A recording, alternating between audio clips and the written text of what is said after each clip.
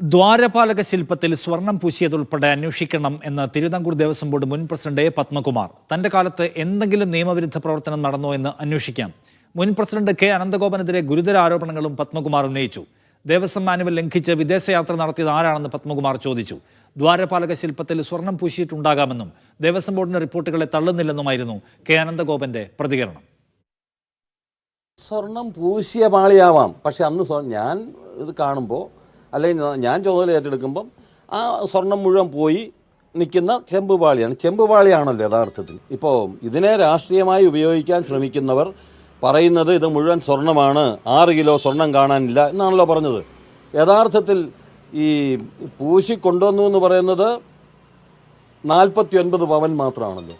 അതേലുള്ളത് 49 പവൻ സ്വർണം മാത്രമാണ്. അപ്പോൾ അതുകൊണ്ട് ഇങ്ങനെയൊക്കെയുള്ള നുണപ്രചരണങ്ങളും അനാവശ്യമായിട്ടുള്ള വാർത്തകളും വന്നുകൊണ്ടിരിക്കുന്നുണ്ട്. എൻ്റെ കാലത്ത് എന്തെങ്കിലും കുഴപ്പമുണ്ടെങ്കിൽ അതിൻ്റെ പൂർണ്ണ ഉത്തരവാദിത്വം എനിക്ക് തന്നെയാണ്. അക്കാര്യത്തിൽ ഒരു വിട്ടുവീഴ്ചയില്ല.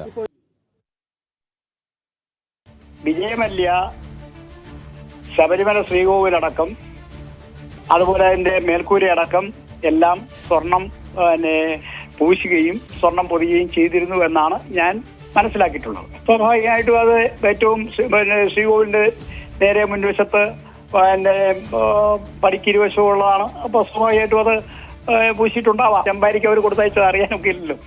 അത് സ്വർണ്ണമാണ് കൊടുത്തയച്ചതെന്ന് ഞാനെങ്ങനെ പറയാം? ബോർഡിന്റെ ഉത്തരവായിരിക്കും ശരി. ബോർഡിന്റെ ഒരു വ്യവസ്ഥാപിതമായി പ്രവർത്തിക്കുന്ന ഒരു ബോർഡല്ലേ. അപ്പോൾ ബോർഡിന്റെ ഉത്തരവ് തെറ്റാണെന്ന് പറയാൻ പറ്റുമോ? വിജിൻ വായന്തോടെ കൂടുതൽ വിവരങ്ങളുമായി തിരുവനന്തപുരത്ത്. വിജിൻ, ഇതിനകത്ത് ആകെ ആശയക്കുഴപ്പമുണ്ടോ?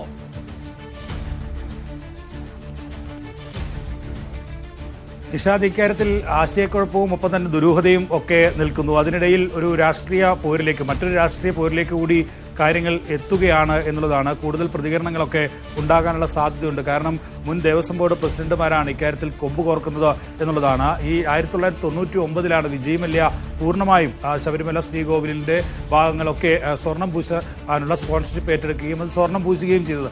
പക്ഷേ ഈ 2019 പിന്നീട് ഈ ദ്വാരപാലക ശില്പം മെയിൻ്റനൻസ് പ്രവർത്തനങ്ങൾക്കായി കൊണ്ടുപോയപ്പോഴാണ് ഇക്കാര്യത്തിൽ അത് ചെമ്പാണ് എന്ന് മഹസറിൽ രേഖപ്പെടുത്തിയിരിക്കുന്നത്. അനന്തഗോപൻ വ്യക്തമാക്കുന്നതും അതുതന്നെയാണ്. നേരത്തെ ഈ സ്വർണം പൂശിയതാണ്, വിജയമല്യ ആണ് സ്പോൺസർഷിപ്പ് ഏറ്റെടുത്തത് ചെയ്തത് എന്നുള്ള വിവരം തനിക്ക് നേരത്തെ അറിയാമായിരുന്നു എന്നുള്ളതാണ്. പക്ഷേ അതിന് ഔദ്യോഗികമായ ഏതെങ്കിലും തരത്തിലുള്ള രേഖകളുണ്ടോ എന്ന കാര്യത്തിൽ ഇപ്പോഴും വ്യക്തതയില്ല. അതുകൊണ്ടാണ് അനന്തഗോപനും ഒപ്പം തന്നെ പത്മകുമാറുമായുള്ള നേരിട്ടുള്ള ഏറ്റുമുട്ടലിലേക്കൊക്കെ കാര്യങ്ങൾ പോകുന്ന നിലയിലുള്ള പ്രതികരണങ്ങൾ ഉണ്ടാകുന്നത് എന്നുള്ളതാണ് നമുക്ക് ഇപ്പോൾ കാണാൻ പറ്റുന്നത്, മനസ്സിലാക്കാൻ കഴിയുന്നത്. എന്തായാലും ഇക്കാര്യത്തിലുള്ള ദുരൂഹത എന്ന് പറയുന്നത് ഈ സ്വർണം പൂശിയ ദ്വാരപാലക ശില്പത്തിൽ 2019 ആകുമ്പോഴത്തേക്ക് എങ്ങനെ ആ സ്വർണ്ണഭാഗങ്ങൾ ഇല്ലാതായി എന്നുള്ളതാണ്. സ്വർണം നഷ്ടപ്പെടാനുള്ള സാധ്യത വളരെ കുറവാണ്. ഇതിൽ മനസ്സിലാക്കുന്നത് ഇതിൻ്റെ നിറം മങ്ങിയതുമായി ബന്ധപ്പെട്ട് അത് കൂടുതൽ മെയിൻ്റനൻസ് പ്രവർത്തനങ്ങളിലേക്ക് കൊണ്ടുപോകാനാണ് ഈ ഉണ്ണികൃഷ്ണൻ പോറ്റിക്ക് കരാറല്ല ഉണ്ണികൃഷ്ണൻ പോറ്റി സ്പോൺസർഷിപ്പ് ഏറ്റെടുക്കുകയും അദ്ദേഹത്തിന് ഔദ്യോഗികമായി ദേവസ്വം ബോർഡ് തന്നെ അംഗീകരിച്ച് ഈ ദ്വാരപാലക ശില്പം നൽകുകയും ചെയ്യുന്നത്. അതിൻ്റെ പാളി ഉൾപ്പെടെ മാറ്റണം എന്നുള്ളതായിരുന്നു, കൂടുതൽ മെയിൻ്റനൻസ് പ്രവർത്തനങ്ങൾ നടത്തണം എന്നുള്ളതായിരുന്നു. ഇതിലാണ് 4 കിലോയോളം തൂക്കം കുറവുണ്ട് എന്ന് പറയുന്നത്. പക്ഷേ അതിൽ അനന്തഗോപനും ഒപ്പം തന്നെ പത്മകുമാരും പറയുന്നത് പോലെ തന്നെ ഇത് പൂർണ്ണമായും ഈ സ്വർണം നഷ്ടപ്പെട്ടിട്ടില്ല എന്നുള്ളത് തന്നെയാണ്. ഏകദേശം നമുക്ക് മനസ്സിലാക്കാൻ കഴിയുന്നത് 3 പവനോളം സ്വർണം മാത്രമാണ് ഇതിൽ നഷ്ടപ്പെട്ടിട്ടുള്ളത്. മറ്റത് എല്ലാം ചെമ്പാണ്. കാരണം ഈ ചെമ്പിൻ്റെ മുകളിൽ ഈ തേക്കുന്നതാണ് സ്വർണം. അതാണ് സ്വർണം പൂശുന്നത് എന്ന് പറയുന്നത്. അതുകൊണ്ട് തന്നെ ഇക്കാര്യത്തിൽ സ്വർണം കൂടുതൽ നഷ്ടപ്പെട്ടിട്ടില്ല എന്ന കാര്യത്തിൽ സംശയമില്ല. പക്ഷേ ഏതൊക്കെയോ തരത്തിലുള്ള ദുരൂഹതകൾ ഇപ്പോഴും നിലനിൽക്കുന്നു. അതായത് 1999 സ്വർണം പൂശിയ ഭാഗം ആ ഭാഗം 2019 തിരികെ മെയിൻ്റനൻസ് പ്രവർത്തനങ്ങൾക്കായി കൊണ്ടുപോകുമ്പോൾ എങ്ങനെ അതിൽ സ്വർണ്ണമില്ല എന്ന് മഹസറിൽ രേഖപ്പെടുത്തുന്നു എന്നുള്ളതാണ് പ്രധാനപ്പെട്ട കാര്യം. ഒപ്പം തന്നെ ഈ ഉണ്ണികൃഷ്ണൻ പോറ്റിക്ക് പീഠം മെയിൻ്റനൻസ് പ്രവർത്തനങ്ങൾക്കായി നൽകിയ സമയത്ത് അത് മഹസറിൽ രേഖപ്പെടുത്തിയിട്ടുമില്ല.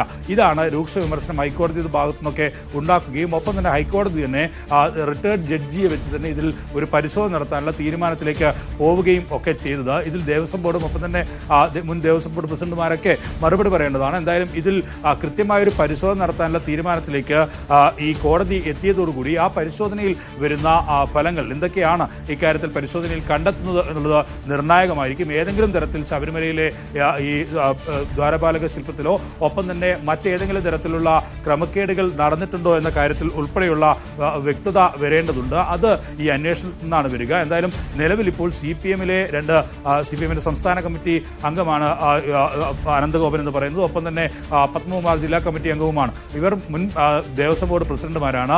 ഇവർ തമ്മിലാണ് ഒരു തർക്കമായി ഈ ദ്വാരപാലക ശില്പത്തിലെ സ്വർണം പൂശലുമായി ബന്ധപ്പെട്ട വിവാദം ഇപ്പോൾ എത്തി നിൽക്കുന്നത് എന്നുള്ളതാണ്. ഇവർ രണ്ടുപേരും രണ്ട് വ്യത്യസ്ത അഭിപ്രായങ്ങൾ പറയുന്നു. തൻ്റെ കാലത്ത് ഈ കൊണ്ടുപോയ സ്വർണത്തിൽ ചെമ്പായിരുന്നു ഉണ്ടായിരുന്നത്, ദ്വാരപാലക ശില്പത്തിൽ സ്വർണ്ണമല്ല ചെമ്പായിരുന്നു എന്നാണ് രേഖപ്പെടുത്തിയെന്നാണ് പത്മകുമാർ പറയുന്നത്. ഒപ്പം തന്നെ അനന്തഗോപൻ നേരത്തെ പറയുന്നത് ഈ വിജയ് മല്യ 1999 സ്വർണം പൂശി എന്നുള്ളതാണ്. അങ്ങനെയുള്ള വിവാദങ്ങളിലേക്ക്, രാഷ്ട്രീയ വിവാദങ്ങളിലേക്ക് തന്നെയാണ് കടക്കുന്നത്. എന്തായാലും ശബരിമലയിലെ ദ്വാരപാലക ശില്പത്തിൽ സ്വർണം ഉണ്ടായിരുന്നെങ്കിൽ ആ സ്വർണം എവിടെ പോയി എന്ന വളരെ പ്രധാനപ്പെട്ട ഒരു ചോദ്യം ഇപ്പോൾ ഉയർന്നു വന്നിരിക്കുകയാണ്. 1999 വിജയ് മല്യ എന്ന വ്യവസായി അവിടെ എല്ലാം സ്വർണം പൂശി. ആ കൂട്ടത്തിൽ ഈ ദ്വാരപാലക ശില്പങ്ങൾക്കും സ്വർണം പൂശി എന്നാണ് മനസ്സിലാക്കുന്നത്. പക്ഷേ 2019 ഇത് സ്വർണം പൂശാൻ വീണ്ടും ചെന്നൈയിലേക്ക് കൊണ്ടുപോകുമ്പോൾ ചെമ്പുപാളി മാത്രമേ ഉള്ളൂ. അതിലൊരു തരി സ്വർണ്ണമില്ല. ഒരു 4 കിലോ സ്വർണ്ണമെങ്കിലും നഷ്ടപ്പെട്ടിട്ടുണ്ടാവും. അങ്ങനെയെങ്കിൽ അപ്പോൾ ആ സ്വർണ്ണം എവിടെ പോയി? ആരാണ് കൊണ്ടുപോയത്? അതോ ശരിക്കും അന്ന് സ്വർണം പൂശിയപ്പോൾ ദ്വാരപാലക ശില്പത്തിൽ സ്വർണം ഉണ്ടായിരുന്നോ? പല ആൾക്കാരും പല അഭിപ്രായം പറയുന്നു.